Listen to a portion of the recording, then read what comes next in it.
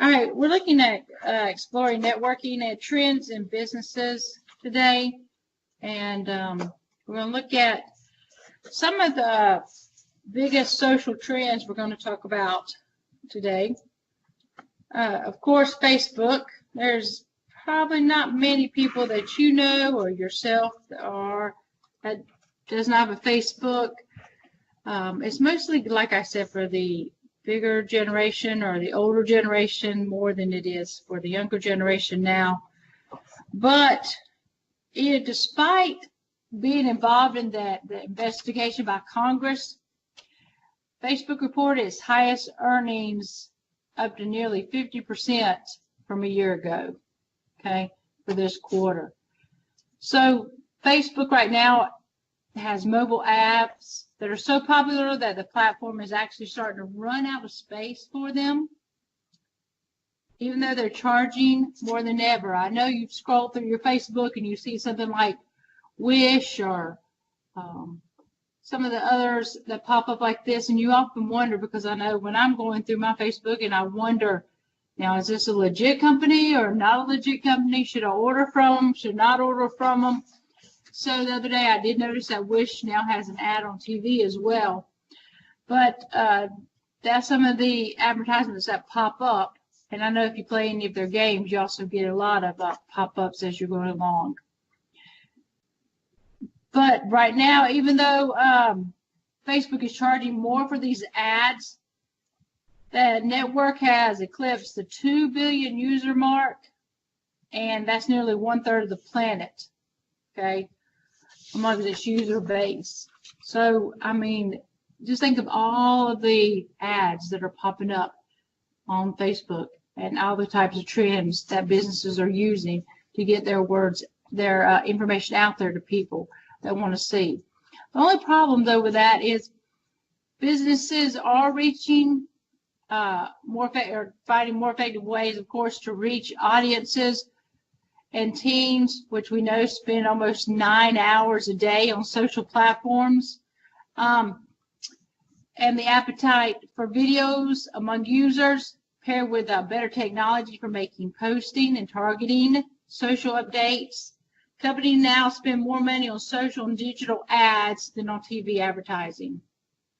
Even when I watch a YouTube video or I'm watching a YouTube movie, I notice that every so often an ad will pop up again, and you could skip an ad. When you're playing a game, an ad will pop up, and you can watch. Yeah, you still have to watch it for a few minutes before to let you skip it. Okay, and so they're spending more and more money on this, and this is a trend that is not going to be slowing up. It's going to be going, of course, more and more and more, because businesses realizing that people are using social media a lot more. The only thing bad about it is that they are looking at social media and they're putting their ads out there, but they're forgetting their target market. Okay, and so is this really helping them or is it not? Okay, that's a good conversation that you can have with your students. Talk with your students to find out if this is working out. So our social media ads, again, are not slowing up. About 51% of companies currently struggle with the lack of social media ads budgets, because that's just something that they never thought about that would be happening. So they may prove that they're going to end up having a harsh wake-up coming up in 2019. That if they don't start putting these ads on social media and they're only doing TV ads, more and more people are getting out of buying cable. They're using Hulu and Netflix because it's costing less than cable does. So people are getting out of watching advertisement on TV. People are doing DVRs. They like to record so they can skip right through that advertisement. So advertising on TV is becoming a less option. Probably this year, they said that during the Super Bowl was the less watched ads than ever before. And again, it's because people are recording them, they're coming back, they're watching it later. And so TV advertisement, believe it or not, may be coming slowly but surely a thing of the past. So Facebook has pioneered some of the more targeting tools, okay? And of course, right now, that's ad money spent. And this is things that people are looking at slowly but surely as they're going along. Oops, missing my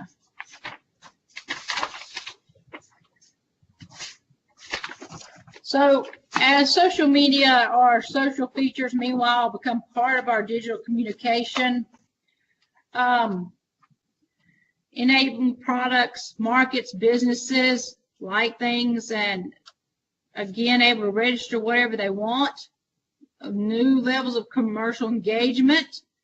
Department stores and different things like that, like Macy's, has used Facebook likes to decide on colors for upcoming apparel lines. You know, we never think about this. Walmart stores chooses weekly toy specials by inputs from user panels.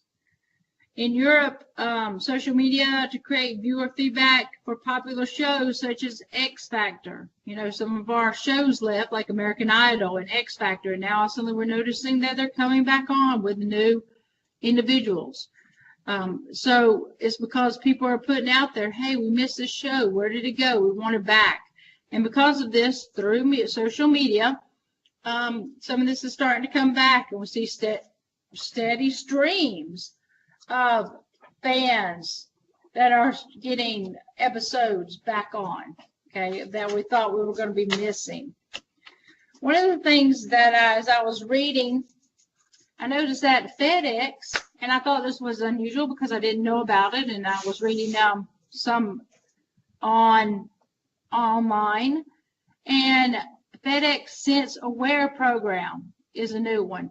And it's kind of similar to, I know you've seen the one with Flow, the commercial with Flow, Progressive, where they take the little individual and they put it in the car to see how well you drive, how well you're doing, so they make it lower your insurance costs. Well, something similar to that. They call it their Sensor Aware program, FedEx does. It's where customers now place a small device about the size of a mobile phone into their packages that they're sending off. Then they can see the global positioning, they can see the temperature, they can see the light, humidity. All this is, I guess it is important to some products, you know, coming up to see what kind of might be a sensitive electronic product or biological product, okay? So, you know, continuously the customer knows where the product is, what the conditions are, how they changed. And so this is something that FedEx is coming up with to be using in their products. And I thought that was really neat because people are all the time wanting to track where their products are once they send them off, and or when their products are going to get there. And so that was a really neat idea I thought that FedEx is coming up with, called their Sensor Aware program. And I would go in there and I would let my students go in there and read more about that, and not only about what FedEx has come up with, but other companies as well. What are some things they've been coming up with that are making some changes, real changes that people could use and would be beneficial, not just, you know, something out there. We know that new technologies are always leading us to what's known as qualified self-movement, allowing people to become highly involved with their health care, okay? We use devices that monitor our blood pressure now. We have our smartphones now that tell us how if we sleep long enough, our heart rate, did we take enough steps today? Looking at sometimes, and sending this information from our smartphones to our doctors to help manage better our health and diseases, okay?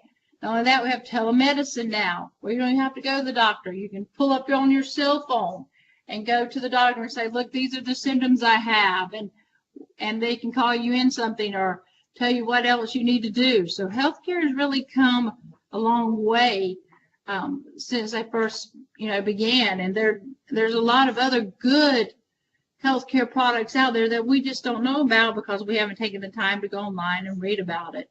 And again, that's a good projects for your students to realize all the good and wonderful real life, real world technologies that are out there that are helping not only people, businesses, companies, all different kinds of good ideas out there in the real world. And it's just exciting, or it is exciting to me anyway, to think about all the things coming on. Some other things are companies are deciding to seize opportunities for online services. Now, online services now allow rentals of anything from designer clothing to handbags to college books. I know for bigger people size like me, I can go online and I could rent some clothing that I like instead of purchasing. They said, rent 3 things at a time. They send it to me. I can wear it. When I wear it and I send it back, I can order 3 more things or rent 3 more items, you know. So I don't have to buy clothes, and I can always go about changing my outfit from day to day or week to week based on how fast I wear it and sending it out. And I think that is really unique and idea, okay? Thread. You can take your clothes, send them in, and they do a consignment online and do everything for you like that is another one. College textbooks. We all know, or you will know when you get to college, that textbooks are so expensive. And then when you finish with them, you get like $25 back after you finish with them. And you spend $300 on to buy it. You know, where now you can just rent that textbook and then send it back when you're finished with it. Another thing that is also online services is Walmart and other grocery stores now are offering where they get your groceries together and then you just come by and pick them up. Or you get off the airplane and you go ahead and order whatever it is you want at the grocery store, and it'll be at your front door when you get there, okay? That is another service that is being offered now, another online service that we don't think about. Well, we always want quick and easy. Quick and easy, again. We download apps, Chick-fil-A apps, Zaxby apps, pizza apps. We just go in, we order, and then when we go in there, they have it ready and we can leave. We don't have to stand. We've already paid for it. We've already ordered it. We can take it and we can go. We don't have to get in line. We don't have to go to the drive-through. Anything that's quick and easy. The only thing, real world, and we always like quick and easy. We always like things that don't make us have to wait. And I always think about, though, bad part about that to me, as I think about a movie, which is an older movie, and you might want to show your students maybe little clips of it. It's called WALL-E, where all of the people completely just trash the earth, and so they go live up in space. And while they're in space, they don't want to do anything. They want everything quick and easy. They don't even walk around anymore, and everybody gets so obese that they can't even walk or move around or do anything. And sometimes that really worries me when it comes to all this technology, is it's doing it for us, it's delivering us our groceries, it's making us so it's quick and easy to go in and get something fast and easy. It's just making it real easy sometimes for us, and is that going to make us, makes us lazier? That's a kind of pro and con that you might want to look at when you're looking at trends for businesses and trends for individuals. IT, cloud, I know Revlon had the burned down in Mexico. Their business burned down, and because all their information was in the cloud, when they moved their information from just one company to the other company, it took no time at all to get back up and going, okay? Because they had everything in the cloud. They had it so they could just pull it up because it did not burn down with the building itself and the information that was in there in the Revlon building in Mexico. So when they pulled it back up and used it, it was already there. So the cloud is really something that we use a lot as well nowadays in the real world. Sometimes the borders of digital and physical worlds blur. Okay, as we learn to shop in virtual stores, to meet in virtual spaces. Sometimes is that another pro and con? Does that hurt our social skills that you might want to talk to about people? Video conferencing, not having to travel a lot, and that's saving money for businesses, our own businesses, because they can have video conferences and not have to send someone overseas and having to pay that expense as well. The online world mirrors experiences of the physical world. Okay, we've seen real world activities from shopping to factory work become rich with digital information, and as the mobile internet advances in natural user's interface, gives the physical world digital characteristics. In the online world, such as like Spoof and Netflix, they look at their customers' histories. They create for me experiences. I'm recommending music and movies. Again, quick and easy. Services are becoming even more hassle-free online.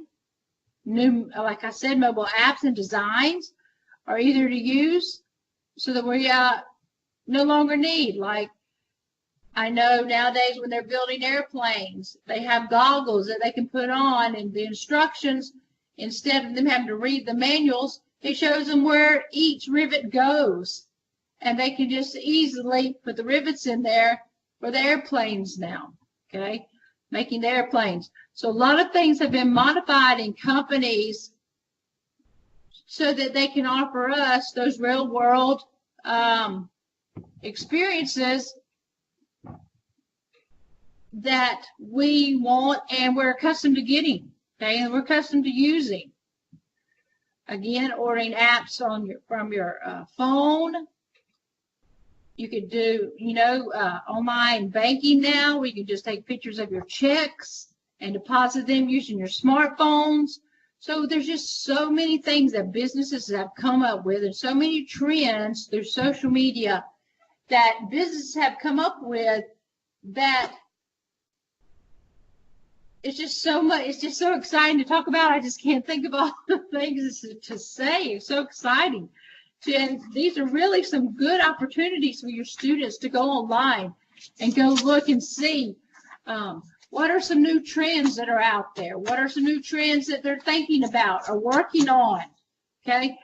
This again, what are the pros of it and what are the cons of all this new social data that businesses are using? And the advertising, are they using it in the correct way, do you think? Are they attracting the correct target markets, the markets they're trying to?